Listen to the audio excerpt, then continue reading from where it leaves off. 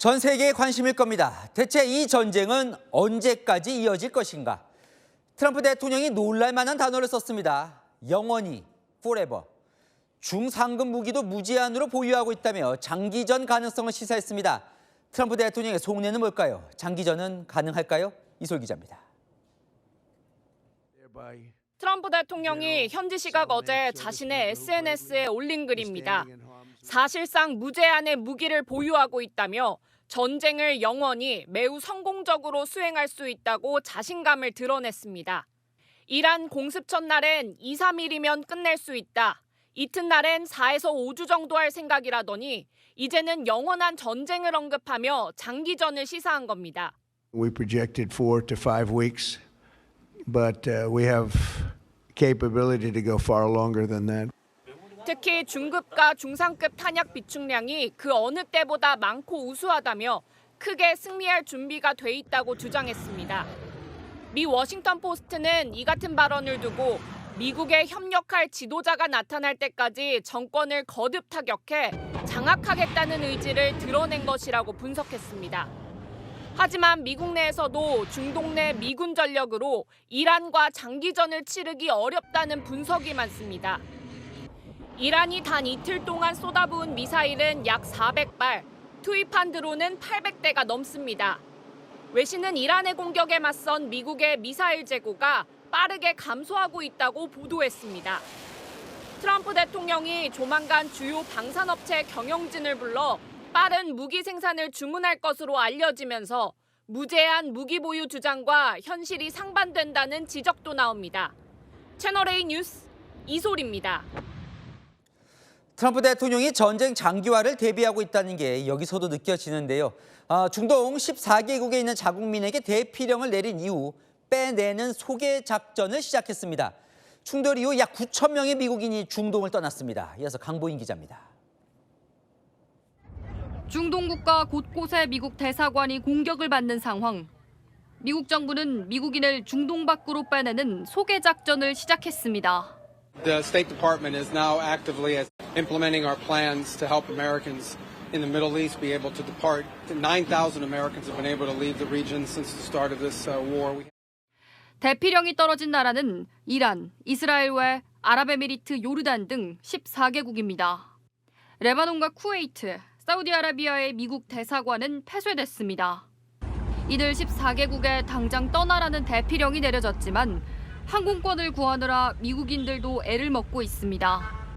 중동에 남아있는 미국인 약 1,500명은 추가로 미국 정부에 출국 지원을 요청했습니다.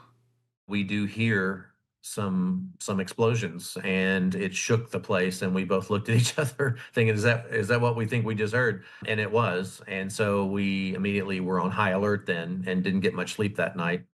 중동에 발이 묶인 한 미국인은 CNN과의 인터뷰에서 공격의 표적이 된 것처럼 느껴진다며 불안함을 드러냈습니다.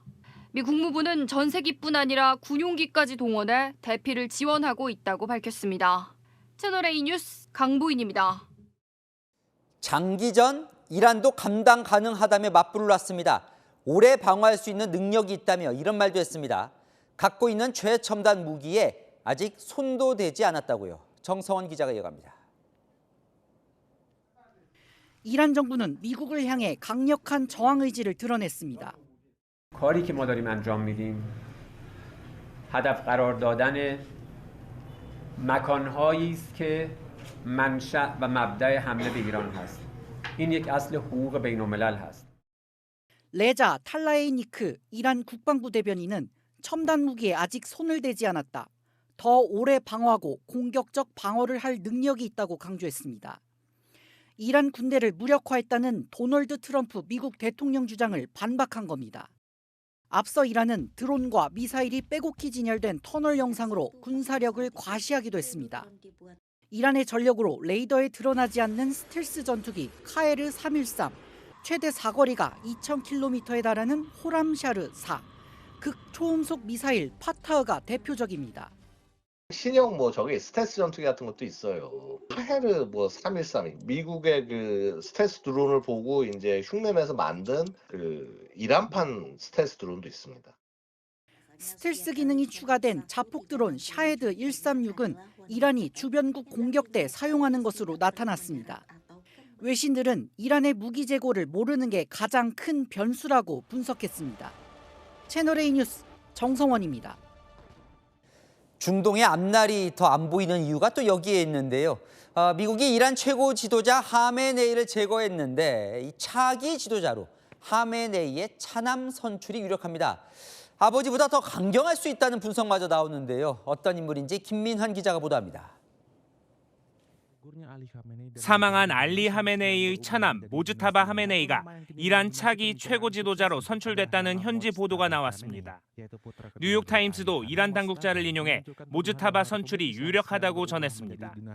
모즈타바는 아버지 하메네이를 밀착 수행했던 마쿠 실세로 각종 반정부 시위를 진압하는 이슬람 혁명 수비대와 긴밀한 관계를 유지하고 있습니다. 아버지 이상 강경책을 펼 수 있다는 전망이 나옵니다. 초강경 유혈 진압을 했던 데는 그 사람이 항상 가운데 있었어요. 더 강경하게 체제 생존, 체제 유지라는 모습을 보일 가능성이 저는 더 높아 보입니다. 이날 트럼프 미국 대통령도 모즈타바를 염두에 둔 듯 발언을 내놨습니다. I guess the worst case would be we do this and then somebody takes over who's as bad as the previous person, right? That could happen. We don't want that to happen. 이스라엘 국방장관도 이란의 새 지도자를 겨냥한 강경 입장을 밝힌 가운데 차기 지도자 확정 이후 이란을 둘러싼 긴장이 더욱 높아질 것이란 관측이 나옵니다. 채널A 뉴스 김민환입니다. 네, 안 기자, 정치부 김유진 차장 나왔습니다. 자, 김 차장, 이 전쟁 정말 forever 장기전으로 갑니까? 결국 키는 미국의 트럼프 대통령이 쥐고 있는데요. 결론부터 말하면 일단 장기전으로 가지 않으려고 최선을 다하고 있습니다. 미국 언론들은 전략적 굴욕 작전을 펴고 있다 이렇게 보도하는데요. 굴욕, 이란이 두 손 두 발 다 들게 하겠다고요. 그래서 최고 지도자 하메네이를 작전 첫날 제거하고 이란이 반격할 만한 해군 시설이나 미사일, 드론 기지 이런 군 시설을 초토화시키고 있고요. 이란의 핵 시설을 타격한 사실도 확인됐습니다. 이란의 반격 의지를 꺾어버려서 손 들고 나오게 하려는 겁니다. 그런데 이제 결국 이란이 손 들고 나오지 않을 경우가 문제일 것 같은데 그러면 장기전 가는 거예요? 거기서부터가 고민입니다. 오늘 트럼프 대통령이 영원히 전쟁할 수 있다, 무기 많이 남았다 이렇게 얘기하면서 큰 소리를 치고 있죠. 그것도 반격의 의지를 꺾으려는 수사로도 볼 수 있는데요. 일단 이란은 버티기에 들어갔습니다. 값싼 드론이나 구형 로켓 같은 무기로 저비용, 저강도 공격으로 버티면서 미국이 계속 전쟁에 돈을 쓰게 하는 전략을 펴는 겁니다. 어제 이제 지상군 투입 얘기를 저희가 좀 살펴봤는데 이 장기전 부분도 어때요? 트럼프 대통령이 진짜 결심을 할 걸로 보입니까, 미국은? 대다수의 전략가 전문가들은 쉽지 않다고 봅니다. CNN이 미사일 수학이라는 표현으로 명쾌하게 정리했는데요. 전황을 가르는 건 미사일의 성능이 아니라 미사일 재고라는 겁니다. 미사일 성능은 미국과 이스라엘이 뛰어나지만 이란이 버티면 계속 때릴 미사일이나 탄약이 부족할 거라는 관측이 나옵니다. 이란이 실시하는 저강도 보복 공격을 막을 미국이나 이스라엘의 방공망도 한계가 있을 거라고요. 그보다 더 큰 부담은 국내 여론입니다. 미국 언론들은 대선 출마 때 전쟁을 시작하지 않고 끝내겠다 하더니 말 뒤집었다고 맹비난을 쏟아내고 있습니다. 미국 SNS에서 트럼프 대통령의 막내 아들인 베런도 군 입대하라고 촉구하는 게시물이 확산될 정도로 여론이 좋지 않습니다. 전쟁이 정당하다면 대통령의 아들도 참전해야 하는 것 아니냐는 겁니다. 진심으로 장기화를 생각한다면 트럼프 대통령이 얻을 게 있어야 하잖아요. 자, 그런 건 어떻게 봐요, 미국에선? 가능할 거란 분석도 물론 있습니다. 당장은 유가 상승에 따른 세계 경제 타격이 부담이지만 장기적으로는 미국 원유나 무기 수출에 전쟁이 길어지는 게 오히려 도움된다는 얘기가 있습니다. 또 미국이 바라는 중국 견제, 러시아 견제에도 이번 전쟁이 효과적이란 평가가 있는데요. 이란은 오랫동안 중국 러시아와 우호적인 관계를 유지해오고 있죠. 이란의 싼 원유가 중국 러시아 경제에 도움도 되었고요. 이참에 한 축을 완전히 끊어버릴 수 있다는 겁니다. 자, 근데 이게 종합해 보면 이 장기전을 선택하는 게 쉽지 않은 싸움이 될 수 있을 것 같네요. 네, 오늘 트럼프 대통령이 이번 전쟁을 개시한 이후에 처음으로 기자의 질문을 받았습니다. 기자 첫 질문이 이거였습니다. 이란 사태, 최악의 시나리오로 상상하는 건 무엇이냐? 트럼프 대통령이 이렇게 답했습니다. 우리가 이렇게 군사작전을 했는데도 예전 인물만큼 형편없는 사람이 다시 자리를 차지하는 것이다라고요. 앞서 보신 것처럼 하메네이의 후계자로 차남이 유력하다고 하죠. 모즈타바는 더 강경한 혁명수비대 계열로 알려져 있습니다. 미국에 결코 유리한 인물이 아닌 거죠. 트럼프 대통령과 정상회담했던 메르츠 독일 총리는 회담 후 기자들과 만나서 미국 행정부는 앞으로 이란 리더십에 대한 명확한 전략을 갖고 있지 않은 것 같다고 했거든요. 미국에선 뚜렷한 전략도 없이 전쟁을 시작했다는 비판 여론도 많습니다. 잘 들었습니다. 한 기자의 김유진 차장이었습니다.